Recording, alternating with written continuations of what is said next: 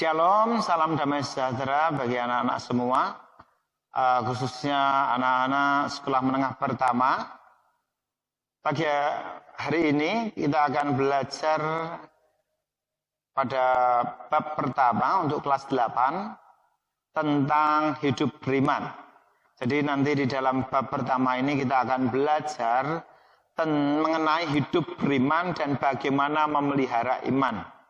Dalam pelajaran ini nanti kita akan belajar tentang definisi, konsep, bagaimana kita memelihara iman dan mengapa remaja Kristen harus hidup beriman. Nah, anak-anak semua, di dalam Yakobus pasal 2 ayat yang ke-17b dikatakan, jika iman itu tidak disertai perbuatan, maka iman itu pada hakikatnya adalah mati. Kita sebagai orang Kristen adalah orang-orang yang percaya kepada Kristus. Ketika kita percaya kepada Kristus, otomatis hidup kita harus turut dengan apa yang diajarkan oleh Kristus, apa yang diteladankan oleh Kristus. Jadi maksudnya seperti ini, anak-anak.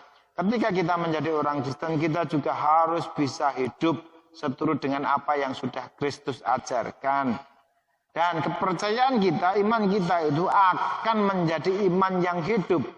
Dan akhirnya kita mencapai tujuan daripada iman itu supaya kita memperoleh kehidupan yang kekal di dalam Kristus. Itu semua berdasarkan iman kita. Kata iman berarti berpegang teguh. Beriman berarti berpegang teguh pada keyakinan yang dimiliki akan suatu hal karena itu dapat dipercaya dan diandalkan. Ya. Demikianlah iman selalu berkaitan dengan percaya, juga tidak terlepas dari iman yang juga membangkitkan pengharapan, sekaligus mendorong seseorang untuk mewujudkan pengharapan itu. Nah, anak-anak banyak di Alkitab mencatat tokoh-tokoh yang memiliki pergumulan masing-masing, ya, dan bahkan di Alkitab ada yang namanya disebutkan sebagai bapak orang beriman. Siapa? Ya, benar. Abraham. Abraham disebut sebagai bapak orang beriman. Karena Abraham dari awalnya dia dipanggil Tuhan untuk pergi dari Ur Kasdim tanpa tahu tujuannya kemana dia pergi. Tetapi Abraham manut. Ya, Abraham menurut saja. Karena dia yakin akan imannya, akan percayanya. Bahwa yang dilakukannya itu adalah sesuatu yang benar. Karena yang memberikan perintah yaitu Allah dapat dipercaya dan diandalkan. Apabila kita percaya dan berpegang teguh kepada iman kita, saat ini sebagai orang Kristen kita percaya kepada Tuhan Yesus sebagai juru selamat kita, dengan segenap hati kita, dengan segenap jiwa dan dengan segenap akal budi kita, kita juga harus memiliki iman yang teguh, memiliki pengharapan yang teguh kepada Dia. Nah, bagaimana caranya? Dengan menjadikan iman kita itu aktif, karena sifat iman itu aktif. Ya, maksudnya apa? Ketika kita memiliki iman dan iman itu aktif, kita benar-benar yakin akan kebenaran firman Tuhan dan sungguh-sungguh melaksanakannya dalam kehidupan sehari-hari. Aktif itu seperti itu. Bukan hanya kita percaya tetapi tidak melakukan apa-apa. Itu bukan beriman namanya, ya. Dengan kata lain, ketika kita percaya kepada Tuhan Yesus, kita tidak hanya percaya dengan ucapan saja, tanpa perilaku yang menunjukkan iman itu, tetapi kita percaya dengan melakukan apa yang kita percaya. Oleh sebab itu, bisa dikatakan iman kita hidup. Seperti kata Yakobus pasal 2 ayat 17 tadi. Kalau kita tidak melakukan apa yang sesuai dengan iman kita, sesungguhnya kita ini sudah mati. Karena tanpa perbuatan iman itu dikatakan mati. Menurut Ibrani 11 ayat yang pertama, iman adalah dasar dari segala sesuatu yang kita harapkan dan bukti dari segala sesuatu yang tidak kita lihat. Artinya apa? Iman percaya itu akan terlihat dalam perbuatan kita. Iman percaya itu walaupun kita tidak melihat, tetapi kita yakin. Sehingga orang lain bisa melihat apa yang kita imani walaupun kita belum melihat apa yang akan terjadi ketika kita memiliki iman seperti itu, ya. Misalnya kepercayaan tentang Yesus Kristus. Kita memang belum pernah melihat Yesus Kristus. Yesus lahir 2000 tahun yang lalu dan kita belum melihatnya. Tetapi kita percaya, memiliki iman bahwa Yesus adalah juru selamat kita. Dan ketika kita menjadi orang yang percaya, kita yakin bahwa pada saatnya nanti ketika kita mati, kita akan hidup bersama-sama dengan Dia, dibangkitkan dalam kehidupan yang kekal. Beriman berarti mengamini janji-janji Allah di dalam Yesus Kristus dengan segenap hati, segenap akal budi dan perbuatan kita. Itulah beriman kepada Tuhan Yesus Kristus. Menurut Nifrik Jan Bolen, aspek iman itu tidak dapat dipisahkan daripada percaya. Jadi manusia yang beriman itu membangun imannya dengan kepercayaan yang menjadi akar dari iman itu.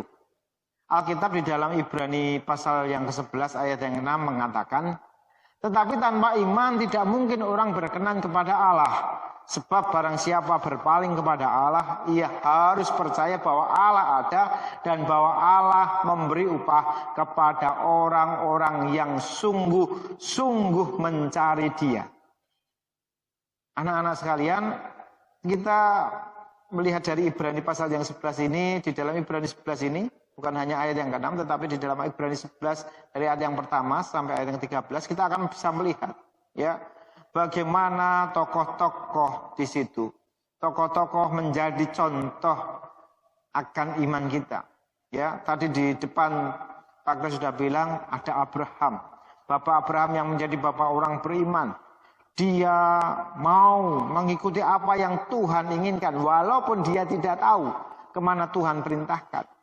Di situ di dalam Ibrani 11 juga diceritakan tentang Nuh, ya, bagaimana Nuh harus membangun bahtera, ya, bahwa bahtera ini dia tidak tahu juga kapan akan turun hujan karena dia membangun bahtera pada saat kondisi terang benderang, ya.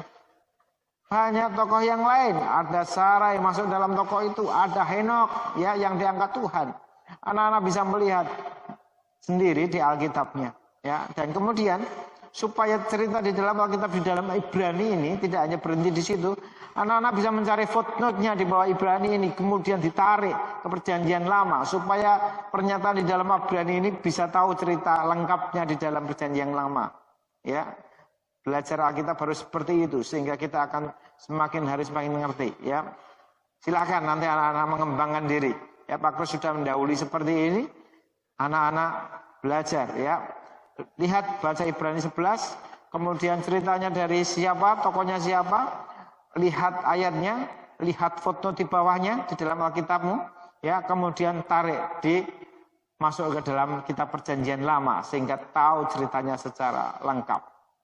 Setelah kita belajar dari Ibrani 11 itu, ya, tindakan orang-orang yang melakukan sesuatu hal berdasarkan imannya itu menyenangkan hati Tuhan. Ya, Henok diganjar dengan dia terangkat, ya, tanpa melalui kematian. Abraham diganjar dengan memiliki, ya, menjadi bapak orang beriman, memiliki keturunan yang luar biasa. Nuh diganjar dengan kehidupan karena dia percaya kepada Tuhan dan dia tidak mati. Ya, Tuhan memberikan berkatnya kepada setiap orang yang percaya. Aspek percaya ini penting supaya kita mendapatkan berkat daripada Tuhan. Mengapa mereka percaya? Mereka percaya karena mereka mengenal Tuhan yang mereka percayai. Mereka merasakan kedekatan dengan Dia. Mereka membangun relasi atau hubungan yang intim dengan Tuhan dan berkomunikasi dengan Tuhan, dan akhirnya mereka melakukan apa yang mereka percayai. Itulah iman mereka. Di dalam Perjanjian Baru, contoh-contoh iman kita bisa melihat ketika Tuhan Yesus menyembuhkan seseorang yang sakit, ya. Di dalam Matius 15 ayat 21 sampai 28, Tuhan Yesus menyembuhkan anak perempuan Kanaan yang kerasukan setan. Anak ini sangat menderita karena dia kerasukan setan, ya.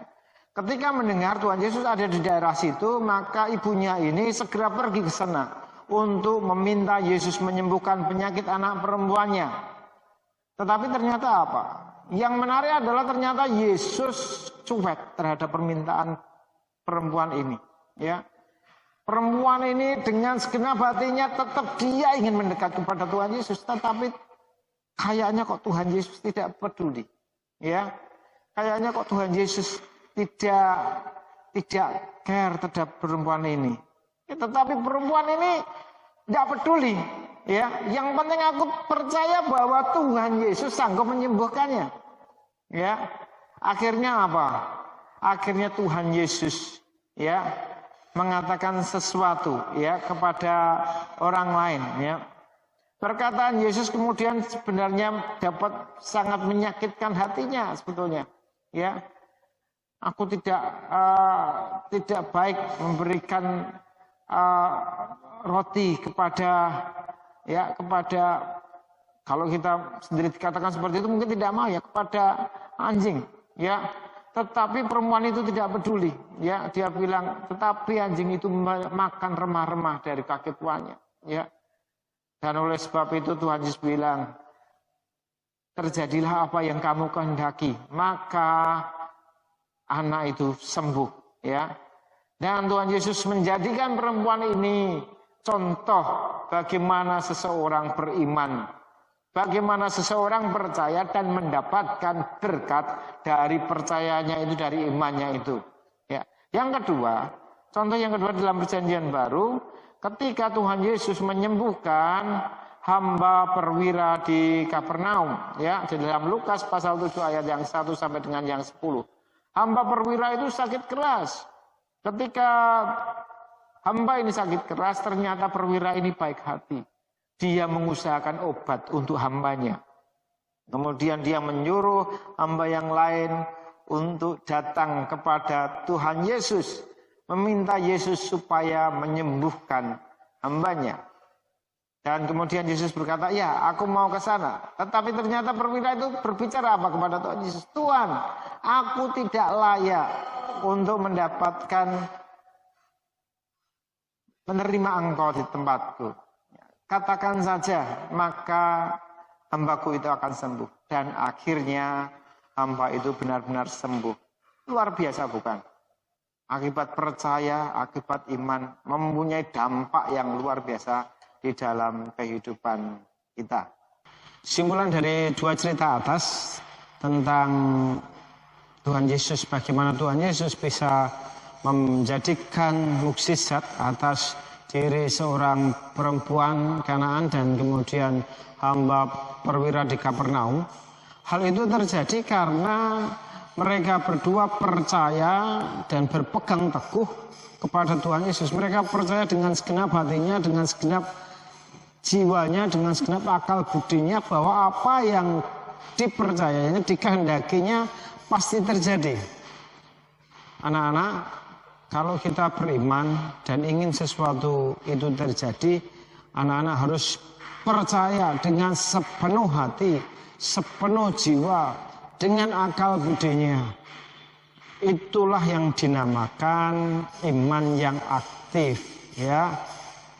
Kita benar-benar yakin bahwa kebenaran firman Tuhan sungguh-sungguh akan terlaksana di dalam kehidupan kita, ya. Dengan kata lain, jika kita mengaku beriman kepada Tuhan Yesus,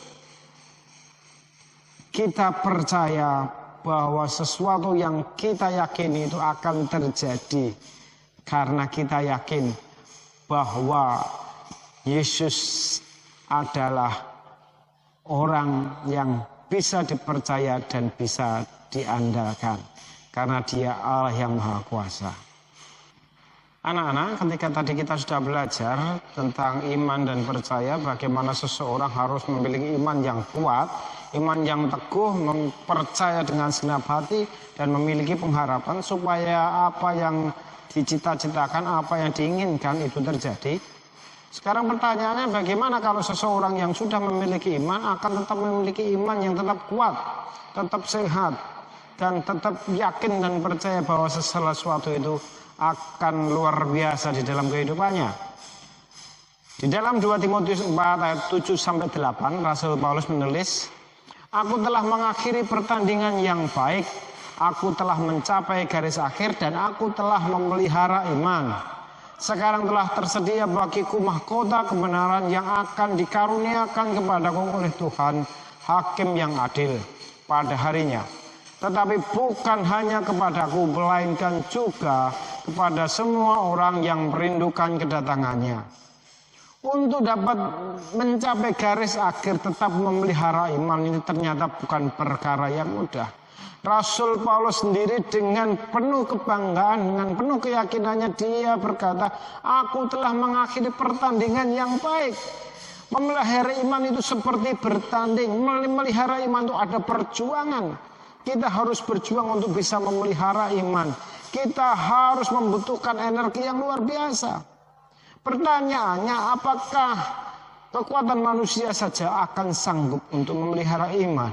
Apakah dengan kekuatan kita secara pribadi akan tetap kuat untuk memelihara iman? Tetap bisa sampai akhir.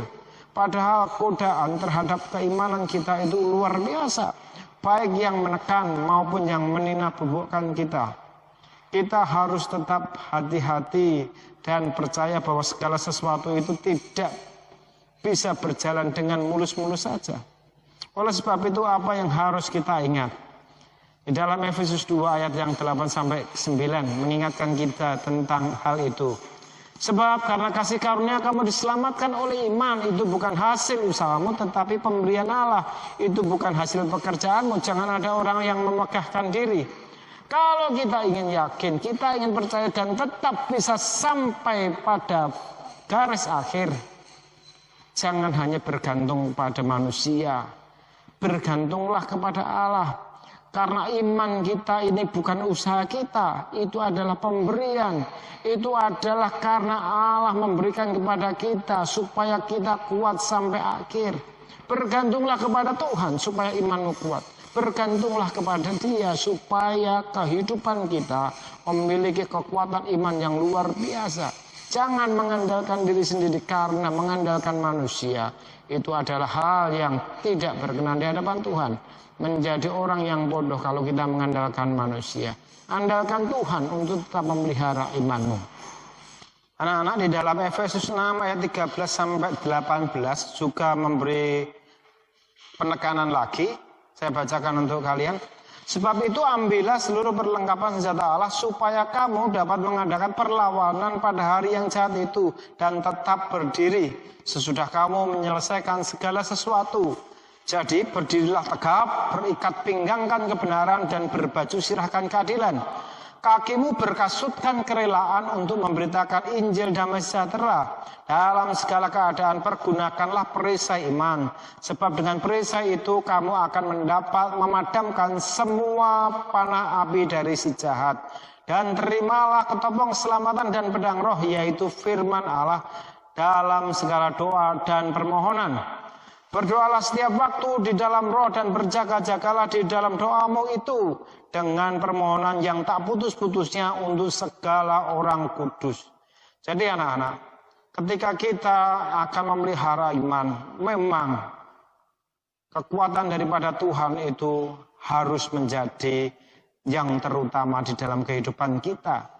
Oleh sebab itu dikatakan pakailah senjata Allah, bukan kekuatan kita, tetapi kekuatan daripada Tuhan. Tetapi supaya kekuatan itu akan tetap selalu ada di dalam kehidupan kita. Diingatkan di dalam Efesus ini. Berdoalah setiap waktu di dalam roh. Dan berjaga-jagalah di dalam doamu itu. Kita tidak hanya menyerahkan itu. Ya Tuhan wis mongso borong. Enggak seperti itu.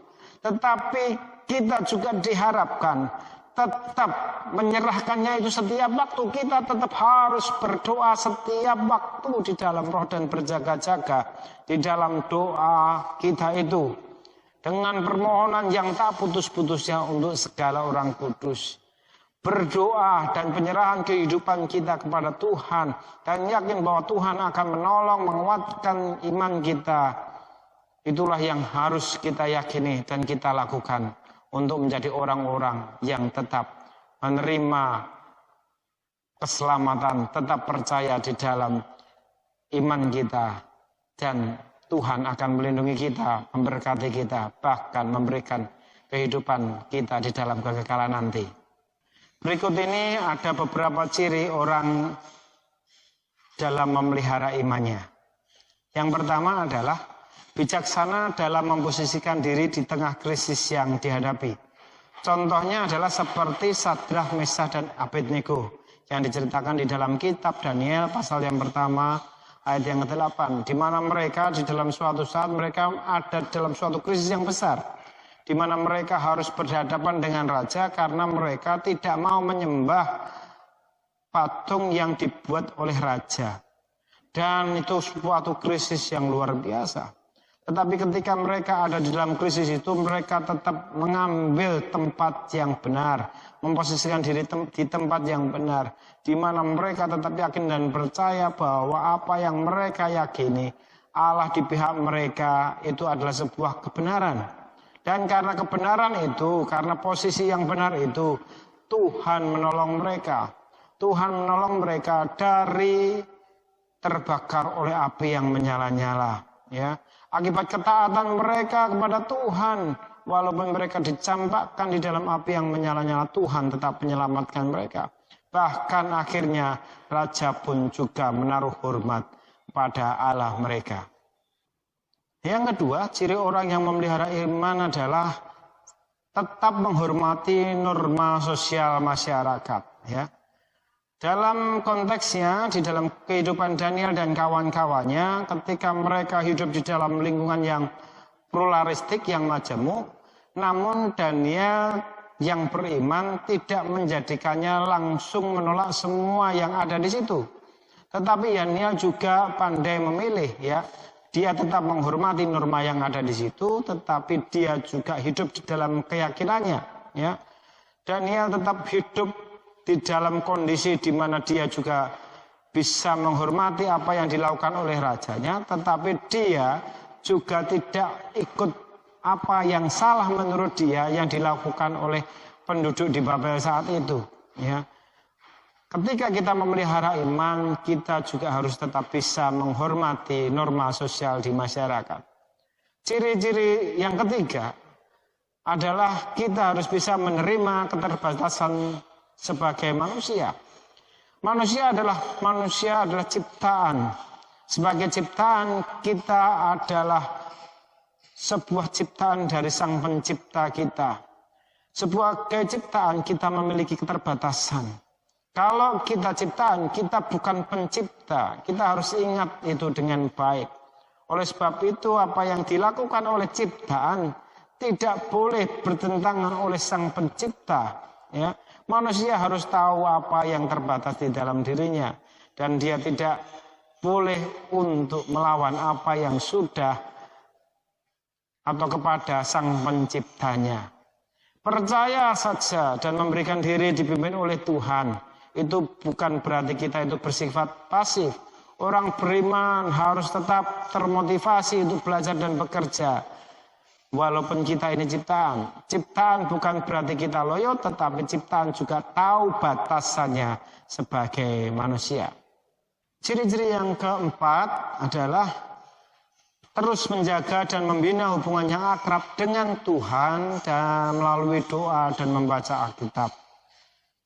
Sebagai manusia, kita itu sering menghadapi persoalan di dalam kehidupan, baik persoalan yang biasa-biasa saja maupun persoalan yang sulit. Oleh sebab itu kita harus tetap menjaga hubungan dengan Tuhan, supaya ketika kita ada di dalam sebuah persoalan yang membuat kita ini terjatuh, kita tidak akan sampai tergeletak, karena Tuhan akan selalu menopang kita, ya. Kesetiaan kita berdoa dan membaca Alkitab akan membuat kehidupan rohani kita semakin kuat, semakin mantap, dan kita tidak takut bahaya ketika kita ada di dalam kehidupan ini. Dan ciri-ciri yang kelima sebagai orang yang memelihara iman adalah tetap setia apapun keadaannya. Orang beriman harus bisa tetap setia dan percaya kepada Tuhan dalam menghadapi berbagai masalah kehidupan. Iman tidak pernah surut dan tidak pernah hilang. Itu harus menjadi komitmen di dalam diri kita. Masalah selalu ada, tetapi tetap setia harus kita lakukan. tetap setia apapun keadaannya. Jangan menyeleweng, jangan membuat tindakan yang tidak baik. Karena Tuhan melihat apa yang kita kerjakan. Ciri-ciri yang keenam adalah menerima baik buruknya peristiwa kehidupan sebagai kedaulatan Tuhan. Orang beriman menerima berbagai peristiwa yang terjadi di dalam kehidupannya, seraya mengakui kedaulatan Allah di dalam hidupnya. Hal ini bukan berarti kita ini pasrah bongkoan pada sesuatu yang terjadi. Orang beriman bukan seperti itu. Tetapi ketika kita menghadapi masalah, ketika kita ada di dalam masalah yang pelik atau masalah yang mungkin menghimpit kita, sebagai seorang beriman, kita yakin dan percaya kita punya Tuhan, sehingga kita yakin bahwa semua yang terjadi ini Tuhan tahu, sehingga ketika kita menyerahkan kehidupan kita, maka setiap persoalan, setiap masalah akan dapat kita atasi. Karena ketika kita percaya dan berdoa kepada Tuhan, Tuhan yang berdaulat atas hidup kita, Tuhan itu akan menolong kita. Anak-anak, demikianlah pengajaran kita di dalam bab yang pertama. Bagaimana kita belajar tentang iman. Bagaimana kita sebagai orang Kristen harus memiliki iman. Harus berpegang teguh pada keyakinan kita. Keyakinan yang dimiliki kepada Yesus Kristus sebagai Tuhan dan Juru Selamat. Karena kita yakin dan percaya bahwa apa yang kita yakini itu adalah kuat dan dapat diandalkan. Dalam keyakinan ini kita menaruh iman kita, kepercayaan kita dan pengharapan kita di dalam namanya. Kita sudah diselamatkan dari dosa kita, maka kita harus menanggapinya dengan hidup sesuai apa yang Tuhan perintahkan. Itu bukan berarti kita menjadi orang-orang yang tidak beriman, tetapi kita adalah orang-orang yang beriman dan aktif mengerjakan imannya.